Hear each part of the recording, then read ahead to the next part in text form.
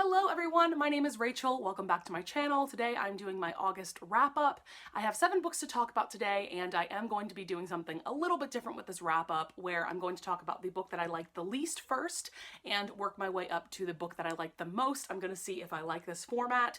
So without further ado, let's just get into it. So the first book I want to talk about is Spin the Dawn by Elizabeth Lim. This was an arc that I got off of NetGalley a few months ago, and I'm just now getting to it. And essentially how this was marketed is that it's Mulan meets Project Runway. Essentially, this girl Maya dresses up as a man to go be the Emperor's tailor because her father is too old and sick to do it. But when she gets there, she realizes that it is a competition between her and 11 other tailors to compete for this prestigious job. So this ain't it, folks. This ain't it. I gave it 2 stars.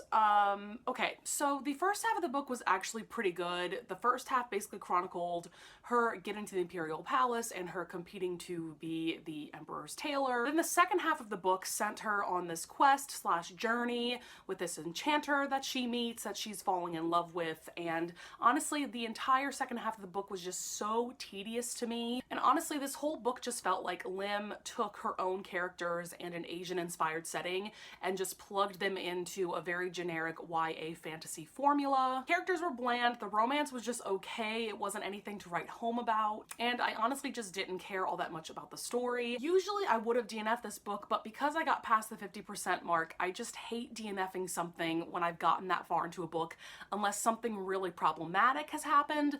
But because this was just kind of tedious and boring, I thought that I would stick it out and hopefully the ending would be really good. But yeah, I just can't recommend this book at all. I honestly am a little bit baffled that it got published as is. I think that with some major reworkings, this could have been a really good book, but it just ended up being a really boring YA fantasy, and I expected so much more from this premise. The next book I want to talk about is Birthday by Meredith Russo. She has quickly become one of my personal favorite authors because I read If I Was Your Girl last year and absolutely adored it, so I thought that I would love this as well. This story centers around Eric and Morgan, who are 2 kids who were born on the same day at the same time, and they became best friends. And so essentially each section of the book covers a subsequent birthday, and on each birthday they make a point to meet up and celebrate together. And I think this book covers about age 13 to age 18. And essentially this is Eric and Morgan's love story. Morgan is actually trans, but throughout the book she's coming to terms with that. And I will give you guys a trigger warning. This book does contain a suicide attempt, so if you think that would trigger you, I would stay away from this book. But yeah, the plot goes on from there. I unfortunately didn't love this, and I'm actually really sad about that. I gave this book 3 stars. To me, it was just okay.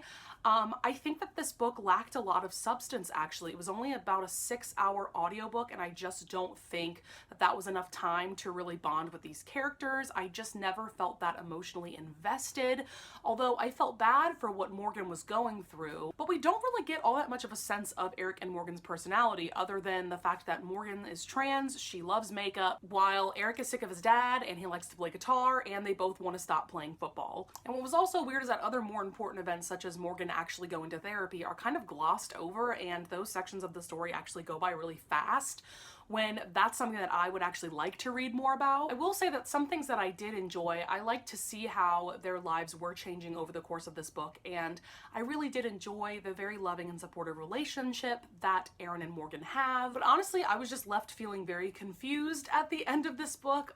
For one thing, the way that Eric and Morgan go from being friends to being boyfriend and girlfriend, that just happened really fast, and to me it just wasn't organic. So I would have preferred more of the book to be centered around their relationship in that regard. And so yeah, at the end of this book, I was just left feeling kind of weird and confused. And to be honest, I'm not even quite sure how to put my thoughts into words, as you can probably tell.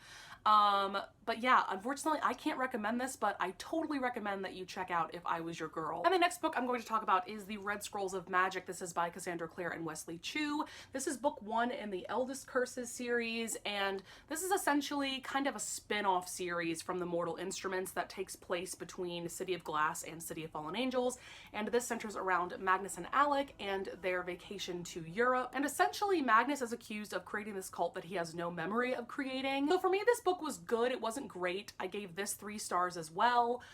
There wasn't all that much to the plot in my opinion, and I feel like a lot of this book, even though it's about 350 pages, a lot of this book was just dedicated to action slash fight scenes. That seemed as a way to just fill more pages. It didn't really seem to contribute all that much to the story or the plot. And the plot twist that occurs towards the end to me was just very underwhelming and very basic, honestly. But thank goodness that this book has plenty of Alec and Magnus go around. They have quickly become some of my favorite characters from the Mortal Instruments series, so it was just great to have a story that's centered just around them and their budding relationship. I'm definitely intrigued to see where the Eldest Curses go. I can't say that I'm like so pumped for the next book. I'm just kind of slightly intrigued. The next book I want to discuss is Attachments by Rainbow Rowell. I ended up giving this one 4 stars, and essentially this book centers around Lincoln, who is the IT guy at this newspaper office, and his job is to monitor the emails that the other employees are sending to one another, and if there is anything that is a red flag, such as discussing things that have nothing to do with work or discussing things that are just plain inappropriate, it is his job to warn them so that they will cease doing that. So he comes across these emails sent by Jennifer and Beth, which are of course 2 employees of this newspaper office, and he becomes very invested in their lives and in their conversations, and he ends up falling in love with Beth. So I'm gonna leave the plot synopsis at that.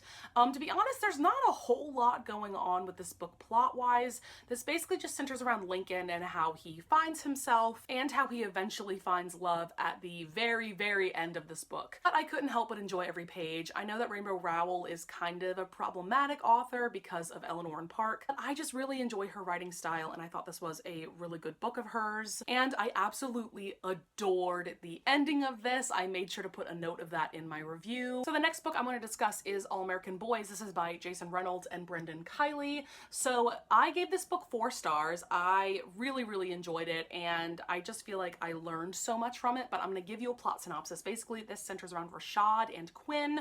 Quinn is white and Rashad is black. They are both students at the same high school, and basically what happens is that Quinn witnesses Rashad being a victim of police brutality, but it gets more complicated because the policeman that brutalized Rashad is actually a relative of Quinn's. So the plot goes on from there. I definitely learned so much from this book. I feel like this book is one that will challenge you to think really critically about the world and the country and the society that we live in. I also appreciated that this book addresses white privilege in a very powerful way, and that white people can truly be allies to people of color, and how we can use our privilege in a productive way to actually change things in this country. I loved how Brendan Kiley and Jason Reynolds told the story through 2 seemingly very different POVs, and I thought it was really cool how at the end these 2 POVs actually came together. I think what stopped me from giving this a full 5 stars, just like with Birthday by Meredith Russo, I just felt like there wasn't enough character development.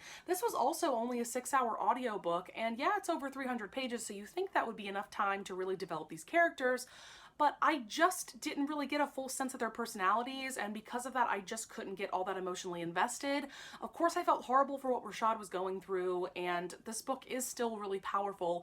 I just think that it could have used more substance overall, but I still recommend this nonetheless if you are looking for a hard-hitting YA contemporary. Okay, so now I'm so pumped because I'm getting to my 2 5-star reads of the month, and the first one is The Kiss Quotient by Helen Huang. This is a contemporary romance that centers around Stella Lane, who has autism spectrum disorder, and she is age 30 at this point, and she has had a very successful career basically coming up with algorithms, but one day her parents are kind of pressuring her to give them grandbabies, and in order to do that she needs to date a man and marry a man.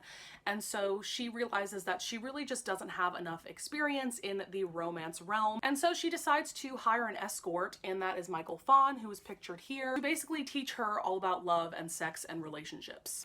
Okay, oh my god, this book was so good. 5 very enthusiastic stars, my goodness. First of all, Stella is absolutely the most relatable heroine slash protagonist that I have ever read in a romance novel.